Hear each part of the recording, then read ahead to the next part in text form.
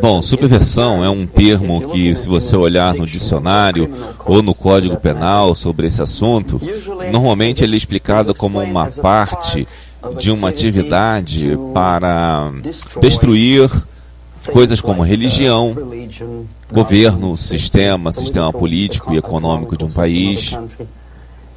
E normalmente é ligado à espionagem e coisas românticas como explodir pontes, descarrilhar trens, atividade de capa e espada estilo Hollywood.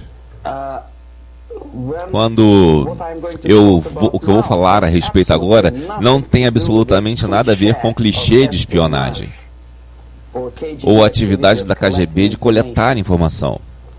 Então, o maior erro, o conceito errado, eu acho, é que quando estamos falando da KGB, por alguma razão estranha, e de produtores de Hollywood a professores de ciência política, diga-se de passagem, e aspas, especialistas em assuntos soviéticos, criminólogos que se autodenominam, eles acham que a coisa mais desejável para Andropov e toda a KGB é roubar o esquema de algum jato supersônico, trazer de volta para a União Soviética e vender para o complexo industrial militar soviético.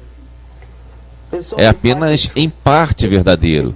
Se tomamos todo o tempo, dinheiro e a mão de obra que a União Soviética e a KGB em particular gasta fora das fronteiras da União Soviética, descobriremos, claro, que não há estatísticas oficiais, ao contrário da CIA e o FBI, que a espionagem como tal ocupa apenas 10 a 15% do dinheiro, tempo e mão de obra. 15% da atividade da KGB. Os 85% restantes são sempre subversão. E ao contrário de um dicionário de inglês, dicionário Oxford, subversão na terminologia soviética significa sempre uma atividade distratora e agressiva, visando a destruir o país, nação ou área geográfica do seu inimigo. Então não há românticos lá, de forma alguma.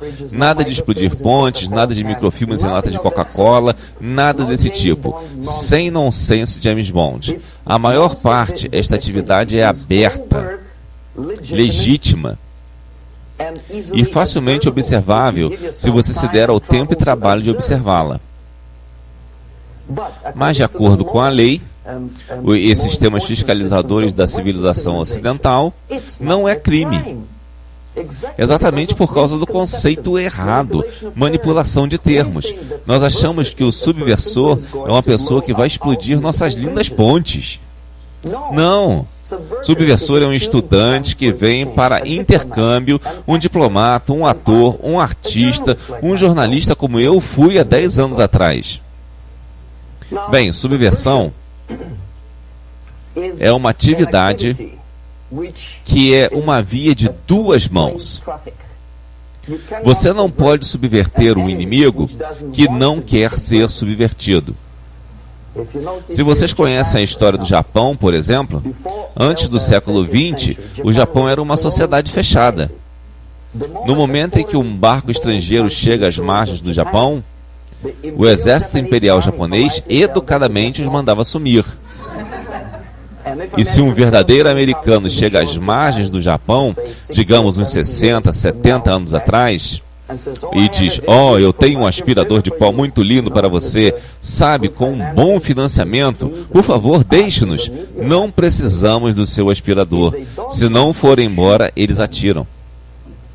Para preservar sua cultura, ideologia, tradição, valores intactos. Vocês não foram capazes de subverter o Japão. Vocês não podem subverter a União Soviética, porque as fronteiras estão fechadas. A mídia é censurada pelo governo. A população é controlada pela KGB e polícia interna. com todas as lindas figuras lisas da revista Time e Magazine America, que é publicada pela Embaixada Americana em Moscou. Você não pode subverter os cidadãos soviéticos, porque a revista nunca chega aos cidadãos soviéticos. Ela é coletada nas bancas e jogada na lata de lixo. A subversão só pode ser bem sucedida quando o iniciador, o ator, o agente da subversão tem um alvo que responde à subversão. É um tráfico de mão dupla. Os Estados Unidos são alvo receptivo de subversão. Não há resposta similar àquela dos Estados Unidos à União Soviética. Ela para em algum lugar no meio do caminho e nunca chega aqui. A teoria da subversão remonta a 2.500 anos atrás. O primeiro ser humano que formulou as táticas de subversão foi um filósofo chinês chamado Sun Tzu.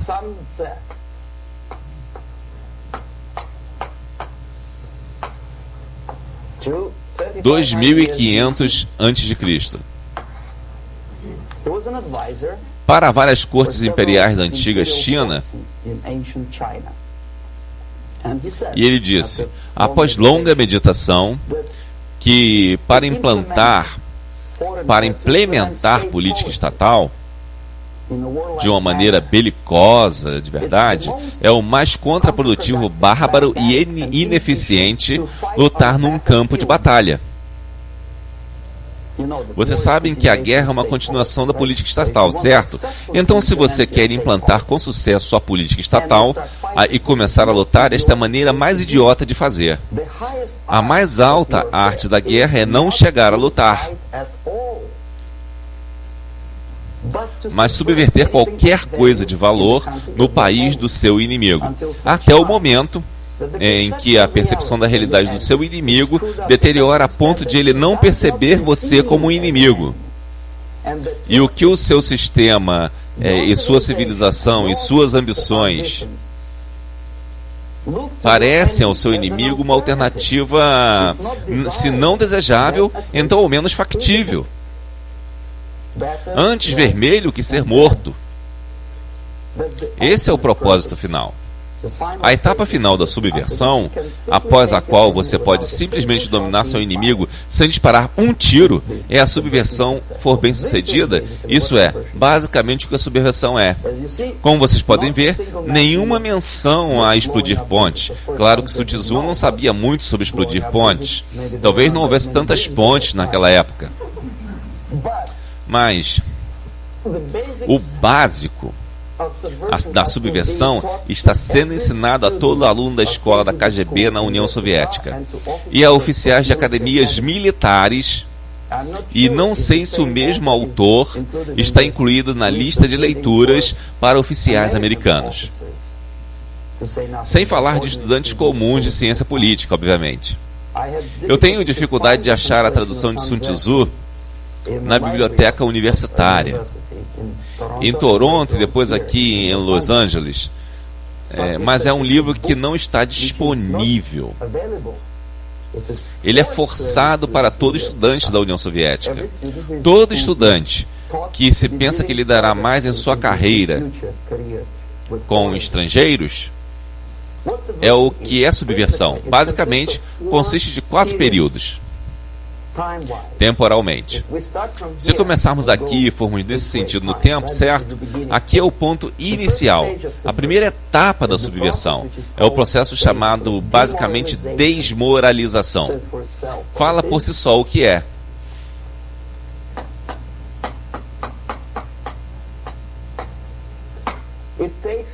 Leva, digamos, uns 15 a 20 anos para desmoralizar uma sociedade por completo. Por que 15 ou 20 anos? Esse é o tempo suficiente para educar uma geração de estudantes ou crianças, uma geração, um tempo de vida de uma pessoa, de um ser humano que é dedicado a estudar e formar a mentalidade ideologia, personalidade. Não mais, não menos. Normalmente leva de 15 a 20 anos. O que inclui? Inclui influenciar, ou por vários métodos, infiltração, métodos de propaganda, contatos diretos, não importa muito, vou descrevê-los depois. Várias áreas onde a opinião pública é formada ou moldada. Religião, sistema educacional, vida social, administração, sistema fiscalizador legal, militar, é claro, e áreas de relações de trabalho, trabalhador-patrão. Economia? Ok. 5 áreas. Não vou escrever porque não vamos ter espaço suficiente. Às vezes, quando descrevo todos os métodos, alunos me perguntam: você tem certeza de que isso é o resultado da influência soviética? Não necessariamente. Veja, a tática da subversão sobre a qual estou falando é similar à arte marcial, a arte marcial japonesa. Se alguns de vocês estão familiarizados com essa tática, provavelmente vão lembrar que se o inimigo é maior, mais pesado que você, seria muito doloroso resistir a seu golpe direto. Se uma pessoa mais pesada quer me acertar no rosto, seria muito ingênuo e contraprodutivo parar seu golpe. A arte chinesa e japonesa do judô nos diz que o que fazer? Primeiro evitar o golpe, e então agarrar o punho e continuar seu movimento na direção em que estava antes, certo? Até que o inimigo bata na parede. Viu? Então, o que acontece aqui é o país-alvo, obviamente, faz algo errado. Se uma sociedade livre, democrática, há vários movimentos diferentes dentro da sociedade, há, obviamente, em toda a sociedade, pessoas que estão contra a sociedade. Podem ser criminosos comuns, em discordância com a política estatal, inimigos declarados, simples personalidades psicóticas que são contra tudo, certo? E, finalmente, para o pequeno grupo de agentes de uma nação estrangeira, comprados, subvertidos, recrutados, certo? No momento em que todos estes movimentos estiverem direcionados em uma direção, ok? Esta é a hora de agarrar este movimento e continuá-lo, até que o movimento force a sociedade inteira ao colapso, à crise. É isso aí. Então esta é exatamente a tática da arte marcial. Não paramos o inimigo, nós o ajudamos ele a ir na direção que nós queremos que eles vão, ok? Então, na etapa de desmoralização, obviamente, há tendências em cada sociedade, em cada país, que estão indo na direção oposta dos princípios e valores morais básicos. Tirar vantagem desses movimentos, faturar em cima deles até, é o maior propósito originador da subversão. Então nós temos religião, temos educação, temos vida social, temos estrutura de poder, temos relações de trabalho e sindicatos e, finalmente, lei e ordem. 1, 2, 3, 4, 5, 6, certo? Estas são as áreas de aplicação da subversão. O que significa exatamente? No caso da religião, destrua, ridicularize-a, substitua por várias seitas, cultos, que levam a atenção das pessoas, a fé, seja ela ingênua, primitiva, não importa muito, desde que o dogma religioso basicamente aceito seja erodido devagar e levado para longe do propósito supremo da religião, manter as pessoas em contato com o Ser Supremo. Isso serve ao propósito. Logo, substitua as organizações religiosas aceitas, respeitadas, por organizações fajutas. Distrai a atenção das pessoas da fé real e atrai-as a várias fés diferentes. Educação. Distraia-os de aprender algo que seja construtivo, pragmático, eficiente. Ao invés de matemática, física, línguas estrangeiras, química, ensine-os a história do conflito urbano, comida natural, economia doméstica, sua sexualidade, qualquer coisa, desde que te afaste, ok? Vida social. Substitua as instituições e organizações tradicionalmente estabelecidas por instituições fajutas. Tire a iniciativa das pessoas. Tire a responsabilidade das ligações naturalmente estabelecidas entre indivíduos, grupos de indivíduos e substitua-as por órgãos artificialmente e burocraticamente controlados. Ao invés da vida social e amizade entre vizinhos, estabeleça instituições de assistentes sociais. Pessoas que estão na folha de pagamento de quem? Sociedade? Não. Burocracia. A principal preocupação dos assistentes sociais não é sua família, não é você, não é a relação social entre os grupos da sociedade. A preocupação principal é pegar a vontade do governo. Qual será o resultado do serviço social? Não importa realmente. Eles podem desenvolver todo tipo de conceitos para mostrar que para o governo e para o povo que eles são úteis, certo? Para longe dos elos naturais. Estrutura de poder. Vamos lá.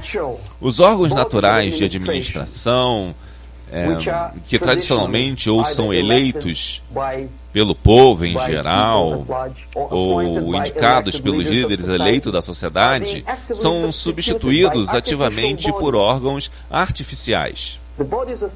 Órgãos de pessoas, grupos de pessoas que ninguém elegeu. Jamais. Na verdade, a maioria das pessoas não gosta deles de jeito nenhum, mas ainda assim eles existem. Um destes grupos é a mídia. Quem os elegeu? Como podem eles ter tanto poder?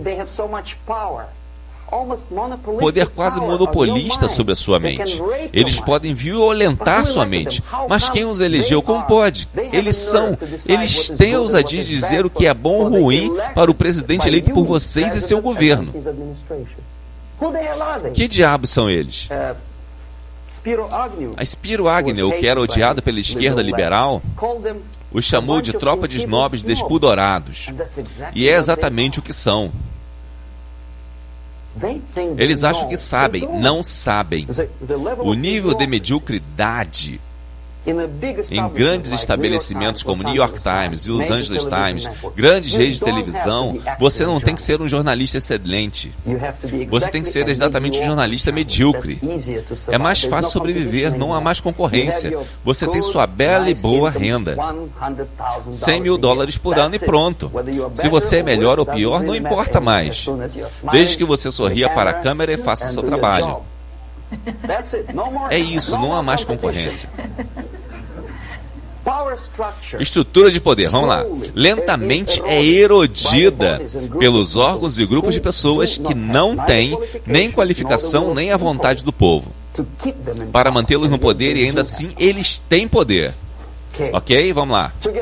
Junto com isso, há outro processo. Fiscalização, lei e ordem. A organização está sendo erodida. Nos últimos 20, 25 anos, se você vir os filmes antigos e os filmes novos, você verá que nos filmes novos, um policial, um oficial do exército americano, parece burro, raivoso, psicótico, paranoico. E o criminoso parece legal, tipo, bem, ele fuma maconha e injeta droga qualquer, mas basicamente é um ser humano bonzinho. Ele é criativo. E ele é improdutivo só porque a sociedade o oprime. Enquanto o general do Pentágono é sempre, por definição, um burro, um maníaco, um guerreiro. O policial é um porco. Um policial rude, ele abusa do poder. Sabe, uma generalidade, uma generalização como esta, o ódio, a desconfiança para com as pessoas que devem te proteger, e cumpriu a lei e a ordem, relativismo moral. O processo Ângelo Buono durou 2 anos em Los Angeles. O processo Ângelo Buono durou 2 anos em Los Angeles. E ainda assim, há alguns advogados que dizem, ok, ele é um bom sujeito, na verdade. Houve testemunhas que disseram, também criminosos, disseram, ora, ele é um cara legal. Um dia eu pedi para ele queimar a casa do meu inimigo e ele não quis.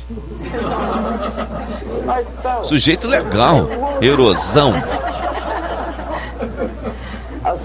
Uma substituição lenta dos princípios morais básicos, onde um criminoso não é bem um criminoso. Ele é um réu. Mesmo que sua culpa esteja provada, há ainda uma dúvida. Matar ou não matar, ser ou não ser. Não matarás, sim. Mas esta fala não pode não ser necessariamente aplicável a um assassino. Não assassinarás, essa deveria ser a premissa. E não matarás. Ok, relações trabalhistas. Nessa etapa, dentro de 15 a 20 anos, nós destruímos os elos tradicionalmente estabelecidos de negociação entre patrão e empregado. A clássica teoria marxista-leninista de troca natural de bens,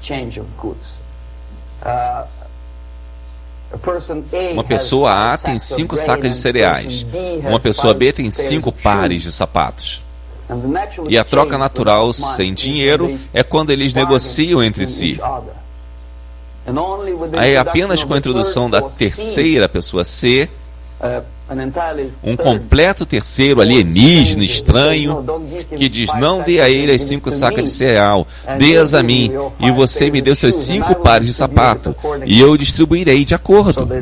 Então a economia irá... esta é a morte da troca natural. Bem, os sindicatos foram estabelecidos há 100 anos atrás.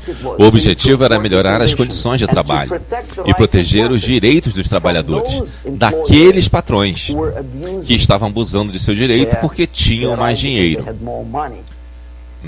Objetivamente, naquela época e inicialmente, o movimento dos sindicatos funcionou de fato. O que vemos agora é que o processo de negociação não está mais resultando no acordo, que leva diretamente à melhora das condições de trabalho e aumento de salário. O que vemos é que após cada greve prolongada, os trabalhadores perdem. Mesmo que tenham aumento de 10% em seus salários, eles não conseguem recuperar por causa da inflação e do tempo perdido. Mas que é isso? Milhões de pessoas sofrem com aquela greve. Porque agora a economia é interdependente. Está entrelaçada com um único corpo. Se antes os siderúrgicos, digamos, 100 anos atrás, poderiam entrar em greve, ninguém sofreria. Agora é impossível. Se um lixeiro entra em greve hoje, o resto da cidade de milhões fica fedendo. Quer dizer, faltará o serviço. Em Quebec, por exemplo, os eletricistas entraram em greve no meio do inverno. Você pode congelar seu traseiro, e ainda assim eles estavam em greve. Eles recuperaram o salário? Não, eles perderam. Quem ganhou com isso? Os líderes do sindicato. Qual é o motivo da greve? Melhorar as condições do trabalhador? Não, nunca. Óbvio que não é. Então qual é? Ideologia, para mostrar para esses capitalistas. É a horda obediente de trabalhadores como ovelhas, seguem essa gente e não podem desobedecer, porque se desobedecerem, você sabe o que acontece: piquete, assassinatos, caminhoneiros baleados por piqueteiros. Em Montreal, por exemplo, vi com meus próprios olhos, que fui correspondente da CBC, Canadian Broadcast Corporation International, como trabalhadores de uma fábrica de aeronaves destruíram computadores e equipamentos na fábrica. E a administração contratou fura-greves. Seus carros foram virados de ponta cabeça e queimados. Suas casas foram queimadas, seus filhos foram intimidados e houve vítimas. Disso vocês podem ter certeza. Por quê? Para melhorar as condições dos trabalhadores? Não, ideologia. Ok, isso é o que basicamente acontece. Pode ou não acontecer sem a ajuda da União Soviética, mas as tendências naturais estão sendo bastante aproveitadas e exploradas pelos sistemas de propaganda soviéticos. Como? Sempre que um sindicato entra em greve, temos um influxo de propaganda, mídia de massa, disseminação ideológica, os direitos dos trabalhadores. E repetimos como papagaios. Sim, o direito dos trabalhadores. De quem? Dos trabalhadores. Não. A única liberdade do trabalhador é vender o seu trabalho, de acordo com seu próprio desejo e vontade. É tirada dele. Por quem? Pelo chefe do sindicato. Poder ilimitado é dado. Responsabilidade. Quero vender meu trabalho, não por 2,50 a hora, mas por 2. Eu não tenho direito. Minha liberdade é negada a mim. Eu sei que se eu vender meu trabalho por 2 a hora e não por 3, eu concorrerei melhor com outro cara que é preguiçoso e mais ambicioso. Eu não preciso de R$3, preciso apenas de 2. Não, eu fui forçado a acreditar pela mídia, pelas empresas, por agências publicitárias, que eu preciso de mais e mais e mais. Já viram algum comercial na TV para consumir menos? Não, não tem. De jeito nenhum. Se você precisa de um carro de 6 cilindros ou não, você tem que comprar. E anda logo. Quando eu estava dirigindo para cá, na estação da rádio local, um locutor empolgado disse: "Você corra, economize, economize, economize. Tem uma liquidação de meia calça." Economize? Comprando mais? Claro, claro. Seria muito ingênuo esperar que a KGB obrigasse a agência publicitária a fazer uma propaganda maluca dessas. Não, claro que não. Mas o que fazíamos quando eu trabalhava para o Novosti? Nós atolávamos editoras, organizações estudantis, grupos religiosos com literatura de luta de classes. Se não diretamente com propaganda marxista-leninista, então propaganda de aspirações legítimas da classe operária. Melhoria de vida, igualdade. Igualdade, vejam só. O presidente Kennedy uma vez disse: "Minha gente, vamos fazer a América acreditar que as pessoas nascem iguais." As pessoas nascem iguais? Há alguma menção na Bíblia ou em alguma outra escritura sagrada, em qualquer religião sobre isso? Qualquer religião, se não acredita em mim, vá na biblioteca e procure. Não há uma única palavra sobre igualdade. Mas o oposto. Por seus feitos, Deus te julgará. O que você faz é importante, um mérito da sua personalidade. Se você não pode legislar a igualdade, se você quer ser igual, tem que ser igual. Você tem que merecer. Então, ainda assim, nós construímos nossa sociedade sobre o princípio de igualdade. Você diz que as pessoas são iguais, você sabe que é falso, é uma mentira. Algumas pessoas são altas e burras, outras baixas, carecas e inteligentes. Algumas...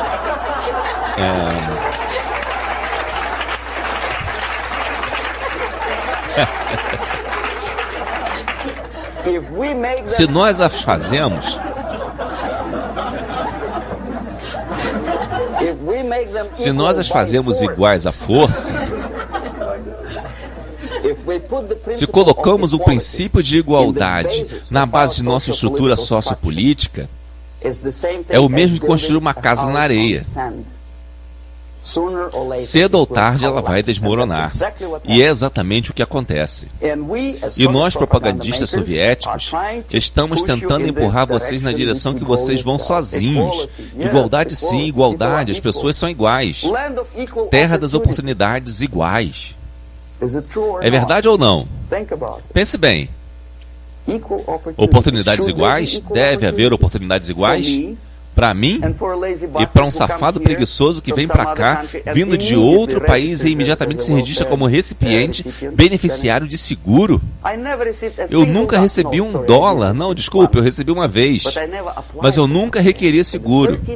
Por 13 anos eu aceitava qualquer emprego. Segurança, jornalista, taxista, qualquer coisa.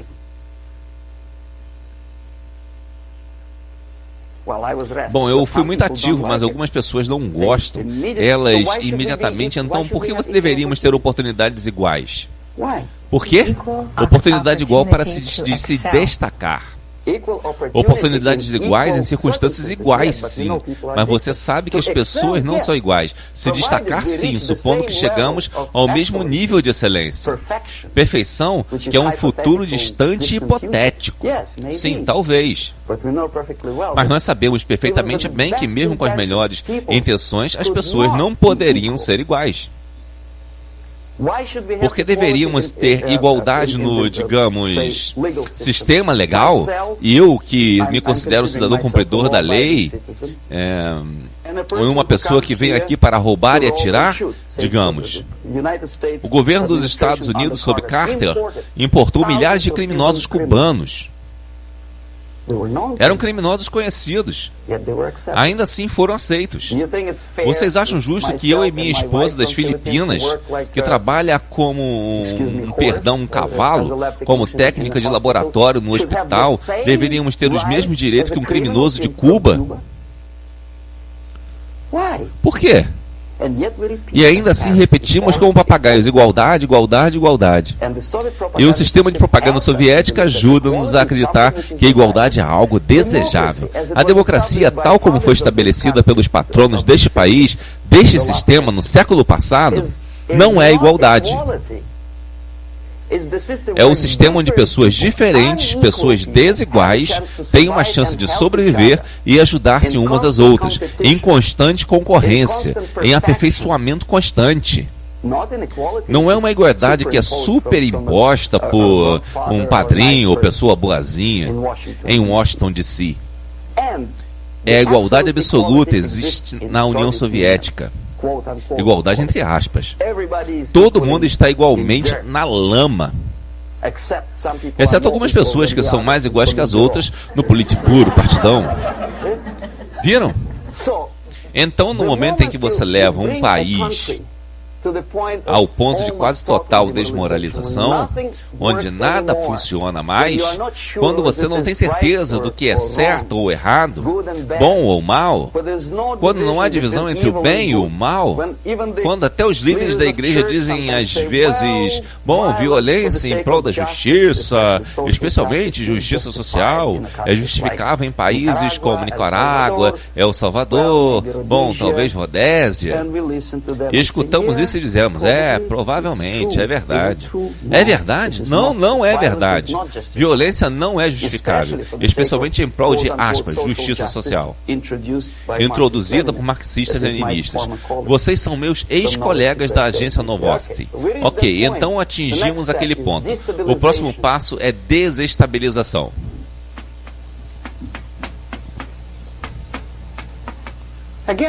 De novo, fala por si só o que é. Desestabilizar todas as relações, todas as instituições e organizações aceitas no país do seu inimigo. Como você faz? Você não tem que mandar um batalhão de agentes da KGB para explodir pontes, não. Você os deixa fazerem sozinhos. A área de aplicação é agora mais estreita agora. Não é como no caso anterior, as ações abertas, legítimas, da KGB neste caso. Mal seriam perceptíveis. Não há crime sem um professor que recentemente veio da União Soviética e introduziu um curso de marxismo-leninismo na Universidade Californiana, por exemplo. Ninguém vai chegar na porta dele e dizer, ok, senhor, venha. Você está preso. Não, não é crime. Não é sequer considerado um crime moral contra o seu país. Então a área de aplicação aqui está se estreitando para a economia. Novamente, relações trabalhistas, certo? Para lei e ordem. E militares. E, vamos lá, economia, lei e ordem, novamente a mídia, mas um pouco diferente, vou explicar depois. Ok, 3 áreas basicamente: economia, a radicalização do processo de negociação. Se naquela etapa nós ainda poderíamos atingir, teoricamente, algum acordo positivo entre as partes negociantes, digamos assim, como digamos, introdução arbitrária de juízes de terceira parte, objetivamente julgando as exigências de ambos os lados, aqui é radicalização. Na etapa da desestabilização, não chegamos a um acordo nem dentro de uma família. O marido e mulher não poderiam descobrir o que é melhor. O marido quer que os filhos comam à mesa, e a mulher quer que ele, a criança, corra pelo cômodo e derrube comida pelo chão.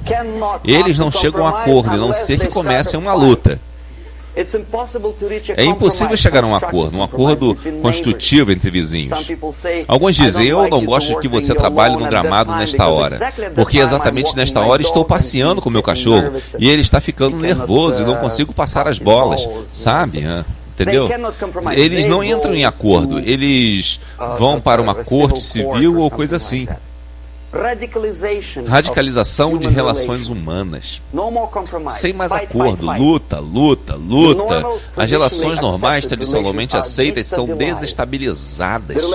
As relações entre professores e alunos, em escolas e universidades, luta.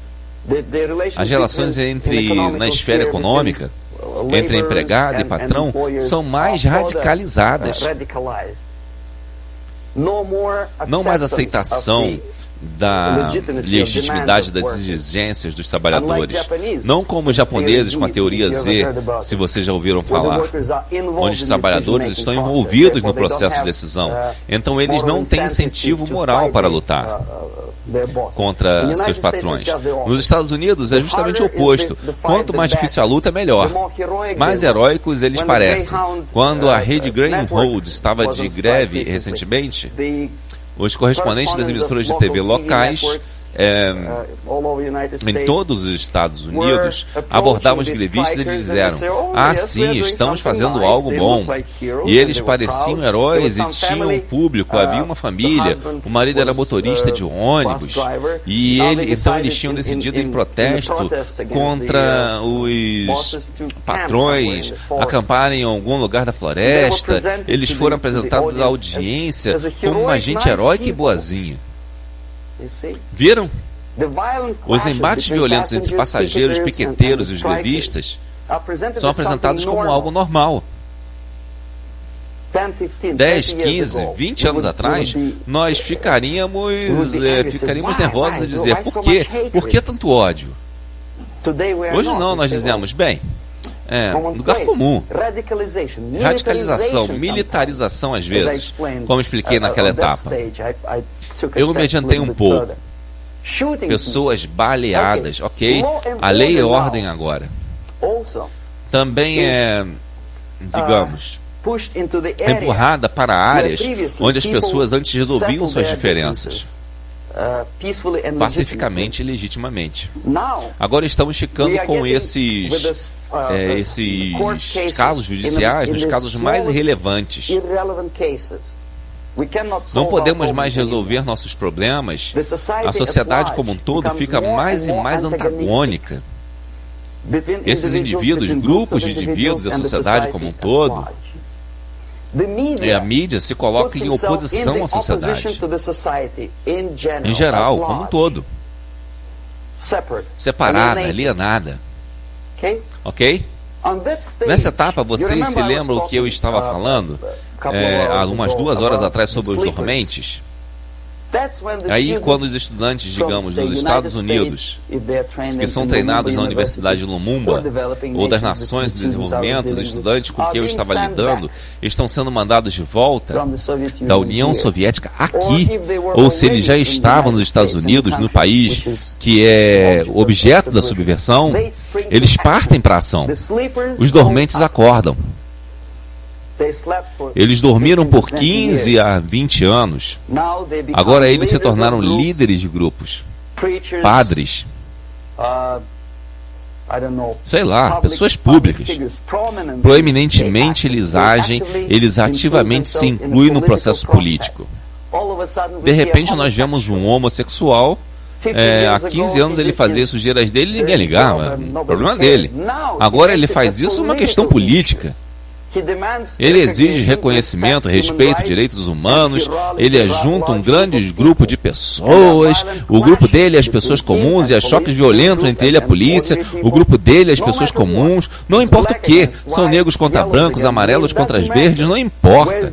Onde está a linha divisória? Desde que este grupo entre em choque antagônico, às vezes militantemente, às vezes com armas de fogo, isso é processo de desestabilização.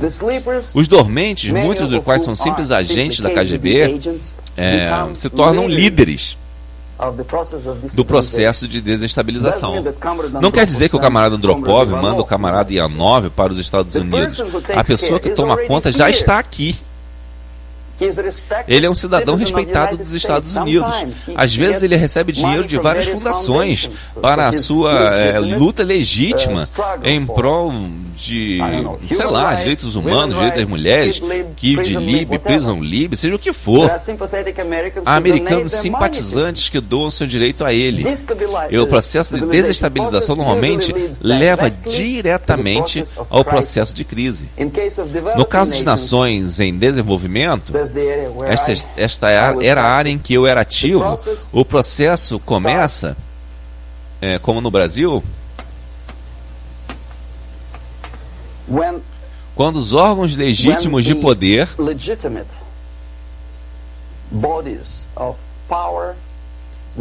a estrutura social desmorona, não pode funcionar mais. Então nós temos órgãos artificiais injetados na sociedade, tais como comitês não eleitos, ou vocês se lembram de que eu estava falando deles ali, assistentes sociais que não são eleitos pelo povo, mídia que são os senhores auto-investidos da sua opinião, alguns grupos estranhos também, que alegam que eles sabem como guiar a sociedade para frente. Em geral, não sabem. Tudo o que eles querem saber é como coletar doações, promover, vender sua própria ideologia misturada, misto de religião e ideologia. Aqui temos todos esses órgãos artificiais exigindo poder. Só o poder é negado a eles, eles o tomam a forças. No caso do Irã, por exemplo, de repente tínhamos comitês revolucionários. Que tipo de revolução? Não havia revolução ainda, e ainda assim não tinham os comitês. Eles tomavam o poder de julgamento, eles tinham o poder de execução, eles tinham o poder de legislação, tinham o poder judiciário. Todos combinados em uma só pessoa, que é um intelectual de miolo mole, às vezes formado em Harvard ou Berkeley. Ele volta para seu país e acha que sabe a solução para todos os problemas sociais e econômicos. Ok, a crise é quando a sociedade não pode mais funcionar produtivamente, ela desmorona, obviamente. Essa é a palavra para a crise. Portanto, a população como um todo está procurando um salvador. Os grupos religiosos estão esperando o Messias vir. Os trabalhadores dizem, nós temos família para alimentar. Vamos ter um governo forte, talvez um governo socialista, centralizado, onde alguém coloque os patrões em seus lugares e nos deixe trabalhar. Estamos cansados de greve, perder hora extra e todas essas coisas. Precisamos de um homem forte, governo forte. Um líder, um salvador é necessário. A população já está irritada e cansada. E cá está, nós temos um salvador. Ou uma nação estrangeira vem, ou um grupo local de esquerdistas marxistas, não importa, de que eles sejam sandinistas, sei lá, reverendo ou algum tipo, bispo Muzorewa, ou bispo como no Zimbábue, não importa. Um salvador vem e diz, eu guiarei vocês. Então nós temos duas alternativas aqui. Guerra civil e invasão. Ok? Viram como funciona? Guerra civil nós sabemos o que é. Líbano é o melhor exemplo. A guerra civil que foi artificialmente implantada no Líbano por injeção de forças da OLP, a Organização para a Libertação da Palestina, invasão nós tivemos em vários outros países, como Afeganistão. Qualquer falha do país leste europeu foi invadido pelo exército soviético. Mas o resultado é o mesmo. A próxima etapa é normalização. Normalização é uma palavra muito irônica, é claro.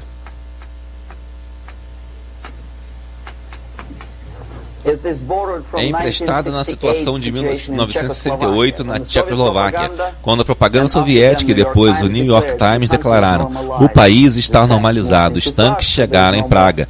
Então não há mais primavera de Praga, não há mais violência. Normal, normalização. Nesta etapa, os comandantes autoinvestidos da sociedade não precisam mais de nenhuma revolução, não precisam de mais nenhum radicalismo, então está o reverso da desestabilização. Basicamente é estabilizar o país, a força na marra. Então todos os dormentes e ativistas e assistentes sociais e liberais e homossexuais e professores e marxistas e leninistas são eliminados. Fisicamente, às vezes. Eles já fizeram o serviço deles. Ok? Eles não são mais necessários. Os novos governantes precisam de estabilidade para explorar a nação, o país, tirar vantagens da vitória. Ok, então chega de revolucionários, por favor. Chega. Isto é exatamente o que acontece em vários países. Lembram de Bangladesh? Essa foi a crise da qual eu fui participante. Primeiro enchia Mujibur Rahman. Em 1971, ele era líder do Partido do Povo, a Liga Awami, com um bigode tipo Stalin. Ele esteve na Rússia várias vezes. 5 anos depois, ele foi baleado por seus ex-colegas marxistas. Ele cumpriu sua função. No Afeganistão, isso aconteceu 3 vezes. Primeiro havia Tarak, depois Amin, agora Barak, e eles se mataram sucessivamente, um atrás do outro. No momento em que o cumpria sua obrigação, o primeiro desmoralizava o país, o segundo desestabilizava, o terceiro levou à crise. Adeus, camarada. Pum. Babrak Karmal vem de Moscou e é colocado em pauta. O mesmo aconteceu com Grenada recentemente. Maurício Bishop, marxista, foi morto por Augustin, como se chama? General alguma coisa, que também era marxista. Certo? Então, chega de revoluções, por favor. Normalização agora. De agora em diante, chega de greves. Chega de homossexuais. Chega de homem livre. Chega de kid livre. Chega de livre. Ponto final. Boa e sólida liberdade proletária democrática. E pronto. Agora, para reverter esse processo, é preciso um esforço enorme. Quando hoje os Estados Unidos tiveram que invadir Granada para reverter o processo de subversão, algumas pessoas disseram: rapaz, isso não é bom, não é kosher, invadiram um lindo país, a ilha de Grenada. Ora, por que você não parou o processo aqui, quando Grenada foi só abordada por esquerdistas? Por que não impedir que Maurício Bishop sequer impedisse os grenadeiros queriam? Muito questionável. Para começar, eles não sabiam nem quem era Maurício Bishop. Ele mesmo chegou ao poder sem saber. Ok, mas não deixamos a situação avançar mais e mais e mais, até a crise. A normalização muito em breve. E aí os Estados Unidos decidem invadir o país, descobrindo que o país era inteiramente uma base militar da União Soviética. Claro que é uma medida drástica, claro que é uma pena que os fuzileiros tiveram que perder, 17 vidas, muito ruim. Por que não parar o processo antes que chegue a crise? Ah, não, os intelectuais não deixam. É interferência em assuntos internos. Eles têm o máximo de cuidado para não deixar o governo americano interferir em assuntos internos de países latino-americanos. Eles não ligam para a União Soviética interferindo nesses assuntos. Então, para reverter esse processo, daqui é preciso apenas e sempre ação militar. Nenhuma outra força na Terra pode reverter esse processo neste ponto. Neste ponto, não precisa de uma invasão militar pelo exército dos Estados Unidos. É preciso ação vigorosa, como no Chile, por exemplo. Um envolvimento discreto da CIA para impedir que o Salvador de fora chegue ao poder e estabilizar o país antes que ele entre em guerra civil.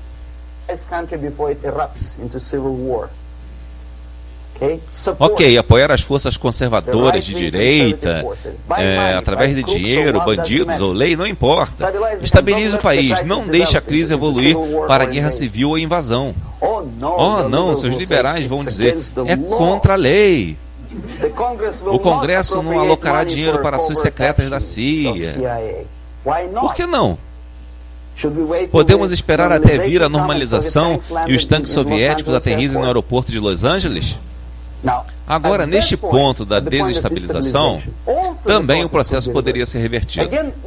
E, de novo, mais fácil que neste. Nada de envolvimento da CIA neste ponto. Sabe o que é e preciso aqui? Restrição de algumas liberdades para grupos pequenos, que são inimigos autodeclarados da sociedade. É simples assim. Oh não, dirão os liberais na mídia, isso é contra a Constituição americana. Como podemos negar a força os direitos civis a criminosos, por exemplo? Não é bom, ok. Então nós permitimos que eles, ok, se você permite que os criminosos tenham direitos civis, vai em frente e leve o país à crise. Desse jeito não há derramamento de sangue. Limite os direitos. Digo, não colocá-los na cadeia. Não estou falando disso, colocar todos os gays de São Francisco num campo de concentração. Não é isso. Não permitas que eles consigam poder político. Não os eleja a posições de poder, seja o nível municipal, estadual ou federal. Como Jean Willis, tem que ser enfiado na cabeça de eleitores americanos e brasileiros de que uma pessoa como esta, nas posições de poder, é um inimigo. Não temam esta palavra, é um inimigo. Se não for um inimigo aqui, será aqui. Mais adiante ele será fuzilado, é claro. Mas neste ponto ele é um inimigo.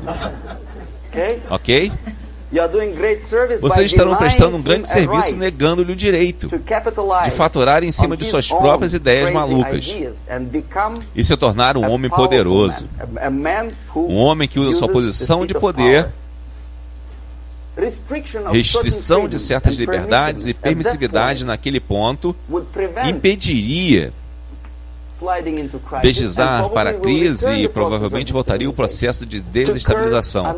Restringir o poder ilimitado, o poder monopolista dos sindicatos nesse ponto, salvaria a economia do colapso. Introduzir uma lei para impedir empresas privadas de violar a mente da opinião pública na direção do consumismo, por exemplo, e nenhuma empresa deve ter o direito de forçar você a comprar mais, a não ser que você queira, óbvio. Tem que haver uma lei. Quer anunciar seu carro? Beleza, ok. Mas nenhuma menção a comprar lá agora e economizar dinheiro. Tem que ser contra a lei forçar as pessoas a consumir mais. Autorrestrição. Anteriormente, antes desse processo começar, a autorrestrição era um assunto da igreja, religião, porque nossos pregadores, os padres da igreja, nos diziam: bens materiais são bons, mas não é a função primária do ser humano. Porque você tem que viver com algo. Obviamente, o desígnio da nossa vida não é consumir mais desodorantes. Tem que haver algo maior. Se tal um instrumento complicado como o corpo humano foi criado, obviamente deve haver algum propósito mais elevado para isso. É bem fácil evitar a desestabilização negando às empresas ambiciosas uma pequena liberdade, forçar vocês a se tornarem processadores de produtos e bens indesejados. Eles transformam vocês em máquinas. E como a minhoca que tem entrada e saída, então, digamos, quanto tempo um eletrodoméstico médio dura hoje em dia? Menos de um ano. Por quê? Onde está a qualidade? Mas nós queremos que você compre mais. Ok, o processo de desestabilização pode ser facilmente vencido se, como eu digo, a sociedade, por vontade própria ou depois persuadida pelos líderes, chegar à ideia de autorrestrição. É tão difícil, queremos consumir mais, mas você tem a obrigação. A não ser que você queira chegar nessa etapa, onde, como dizemos na Rússia, se o deserto do Saara se tornar um estado comunista um dia, haverá racionamento de areia. Então você tem que limitar suas... Então, você tem que limitar suas expectativas nesse ponto. Antes que seja tarde demais, mas não queremos fazê-lo. O processo de desmoralização, de novo, é a coisa mais fácil de reverter. Antes de tudo, restringindo a importância da propaganda. A coisa mais fácil de fazer. Importação ilimitada e restrita de literatura soviética, jornalistas soviéticos, dar à propaganda soviética e agitadores ideológicos tempo igual na cadeia de TV americana tem que ser impedido. E é fácil, eles não se ofenderão, veja bem. Na verdade, eles respeitarão mais a América. Mas quando seu ex-colega Vladimir Posner aparece na Nightline e Ted Koppel pergunta: bom, Vladimir, o que você pensa disso? O que ele pode pensar? Ele é um instrumento de propaganda. Ele pensa o que o camarada Andropov manda ele pensar. Ele é apenas um belo e articulado alto-falante do sistema de subversão soviético. O Ted Koppel te faz acreditar que o meu amigo Vladimir Posner pensa.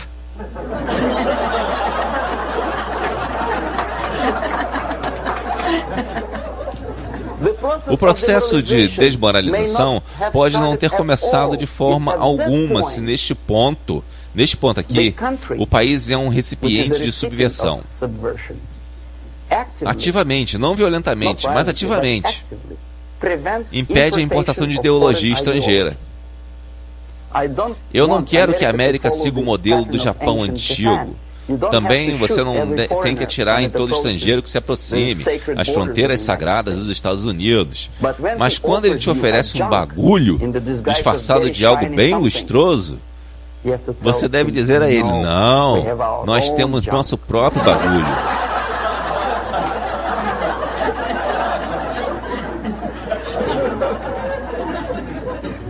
Se nesse ponto a sociedade for forte, corajosa e consciente o bastante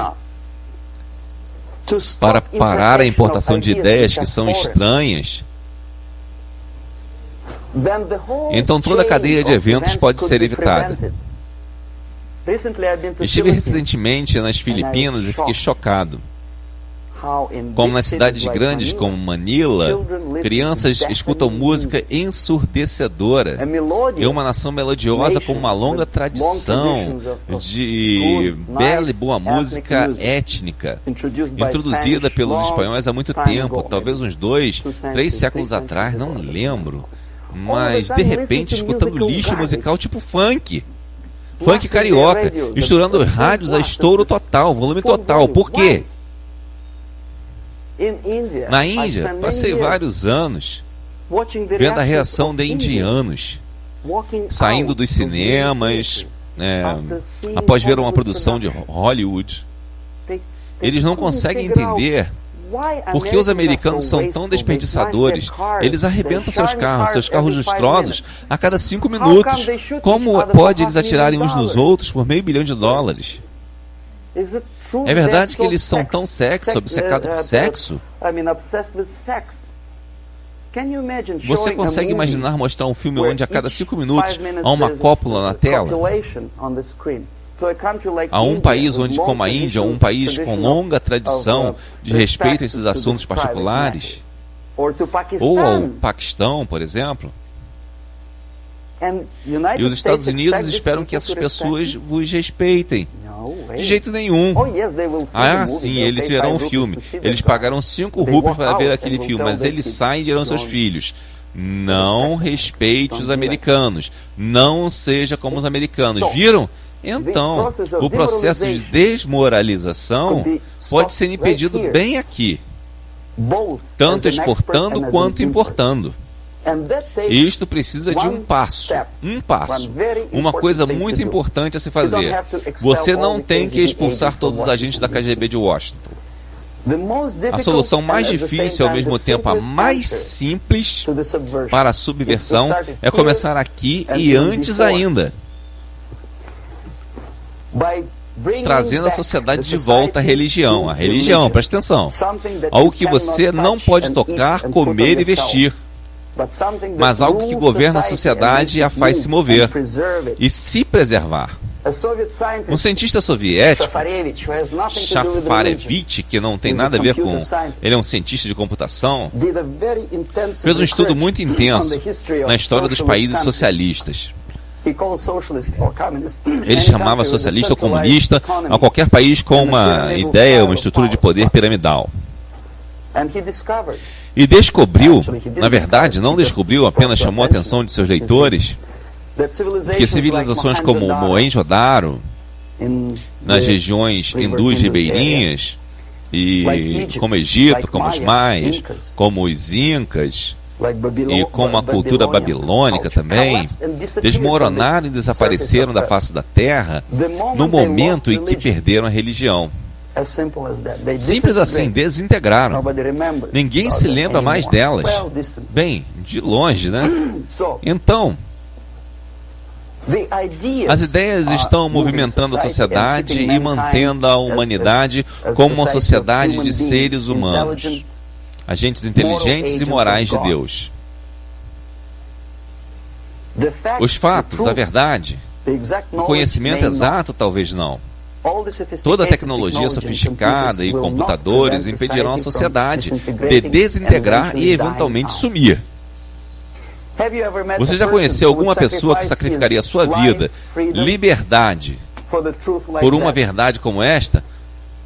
2 vezes 2 igual a 4? Isso é verdade. Nunca encontrei uma pessoa que diria, isso é verdade, estou pronto para atire em mim. Para defender a verdade do 2 mais 2 igual a 4, certo? Ninguém faz isso. Mas milhões sacrificaram suas vidas, liberdade, conforto, tudo, por coisas como Deus, como Jesus Cristo. É uma honra. Alguns mártires no campo de concentração soviético morreram, e morreram em paz. Ao contrário daqueles que gritavam, viva Stalin, sabendo perfeitamente bem que ele pode não viver muito. Algo que é não material, movimenta a sociedade e ajuda a sobreviver. E vice-versa. Uma coisa alimenta a outra. No momento em que nos voltamos para 2 vezes 2 igual a 4 e fazemos disso um princípio guia para a nossa vida, nossa existência, nós morremos. Mesmo quando isto é verdade, e isto não conseguimos provar, só podemos sentir e ter fé. Então a solução para a subversão ideológica, estranhamente muito simples, não é a ciência. Você não tem que atirar nas pessoas. Você não tem que mirar mísseis, Pershings ou mísseis de cruzeiro no quartel-general de Andropov, nada disso. Você só tem que ter fé e evitar a subversão. Em outras palavras, vamos lá, não ser uma vítima da subversão. Não tente ser uma pessoa que no judô está tentando esmagar o adversário e é pego pela sua mão e não golpeia assim. Não golpeia assim, não faça isso. O golpeia com o poder do seu espírito e superioridade moral. Se você não tem este poder, é hora de desenvolvê-lo. E esta é a única solução. Acabou. Obrigado. Dublagem realizada por Marco Teles para facilitar o acesso ao povo brasileiro do conteúdo desse vídeo. Algumas considerações, alguma dublagem foi um tanto quanto improvisada e colocando pequenos comentários na dublagem, mas temos a legenda. Não leve isso muito em consideração, visto que a dublagem foi feita de uma tacada só para facilitar o andamento do serviço. Obrigado.